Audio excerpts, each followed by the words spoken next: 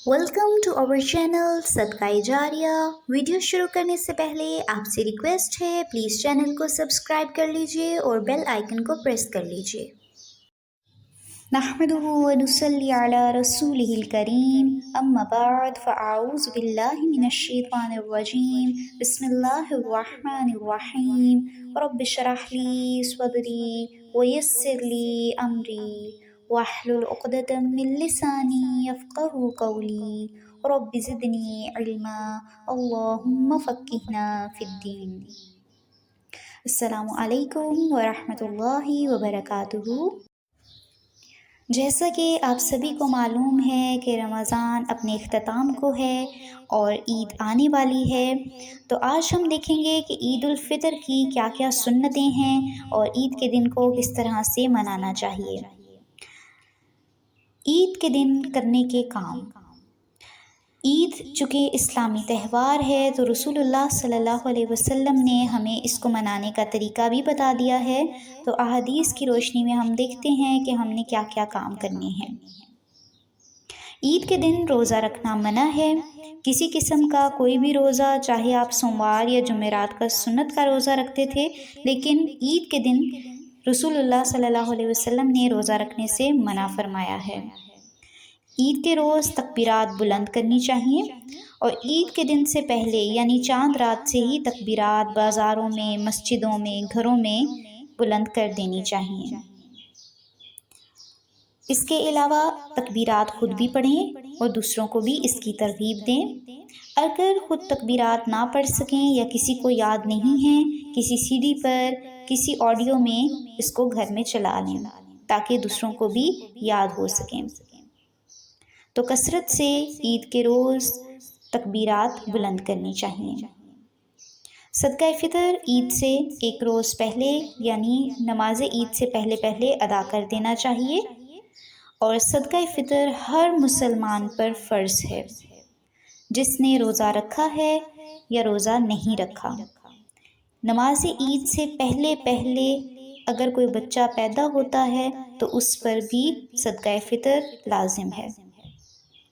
बड़े, बूढ़े, बच्चे, जवान, औरत, मर्द सभी को सदका फ़ितर अदा करना होगा और इसे नमाज ईद से कबल देना होगा।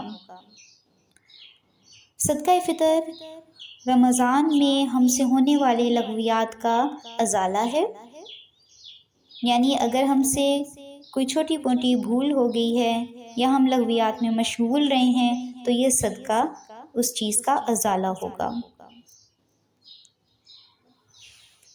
ईद किस तरह से मनाएं? सबसे पहले ईद की नमाज के लिए जाने से पहले रसूलुल्लाह सल्लल्लाहु अलैहि वसल्लम ईद उल फ़ितर की नमाज पे जाने से कबल खजूर ताक तादाद में खाते थे, यानी कुछ मीठा खा लें या अगर खजूर खाएं तो ताक तादाद में 1, 3, 5। इसके अलावा नमाज ईद जाने के लिए जो रास्ता होगा, वापसी पर उस रास्ते से नहीं आना, रास्ता तब्दील कर कर आना है। ये भी सुन्नत से साबित है। नमाज ईद मुसलमान मर्द औरत दोनों को पढ़नी है। दोनों को चाहिए कि नमाज ईद के लिए ईदगाह जाएं। अगर औरतें ईदगाह ना जा सकें तो घर पर ही नमाज ईद अदा कर लें। नमाज ईद अदा करने का तरीका मर्द और औरत दोनों का एक ही है, जो सुन्नत से साबित है। इस तरीके में ईद उल फ़ितर नमाज ईद उल अज़हा नमाज के मुकाबले में थोड़ा देर से पढ़ी जाएगी, यानी ईद उल फ़ितर एक ऐसी नमाज है जो थोड़ी देर से पढ़ी जाती है। नमाज ईद उल फ़ितर में ना तो अकामत होती है और ना ही आज़ान होती है। इसी तरह से इसकी 2 रकात होती हैं। सबसे पहली रकत में सूरह आला और दूसरी रकत में सूरह गाशिया पढ़ना मुस्तहब है। ईद उल फ़ितर की पहली रकत में किरात से पहले 7 तकबीरात हैं, यानी 7 दफ़ा अल्लाहु अकबर कहेंगे। اسی طرح قرات سے پہلے دوسری رکعت میں ہم 5 دفعہ تکبیر کریں گے، یعنی اللہ اکبر۔ پہلی رکعت میں 7 دفعہ تکبیر پڑھنی ہے، دوسری رکعت میں 5 دفعہ، اور ہر تکبیر کے ساتھ ہاتھوں کو بلند کرنا بھی سنت ہے۔ اس کے علاوہ نماز عید پڑھنے کے بعد تقبل اللہ منا ومنکم سے ایک دوسرے کو عید کی مبارک دینا بھی سنت سے ثابت ہے۔ تو یہ ہیں چند عید کے دن کی کرنے کی سنتیں۔ امید ہے آپ کو اچھی طرح سے سمجھ آ گئی ہوں گی۔ اس کو دوسروں کے ساتھ بھی شیئر کیجئے تاکہ وہ بھی عید کے دن کو سنت کے مطابق گزار سکیں۔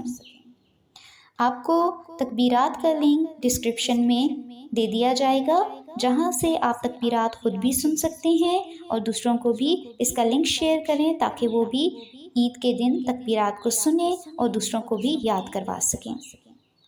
سبحانک اللہم و بحمدک، نشہد ان لا الہ الا انت، نستغفرک و نتوب الیک۔ السلام علیکم ورحمۃ اللہ وبرکاتہ۔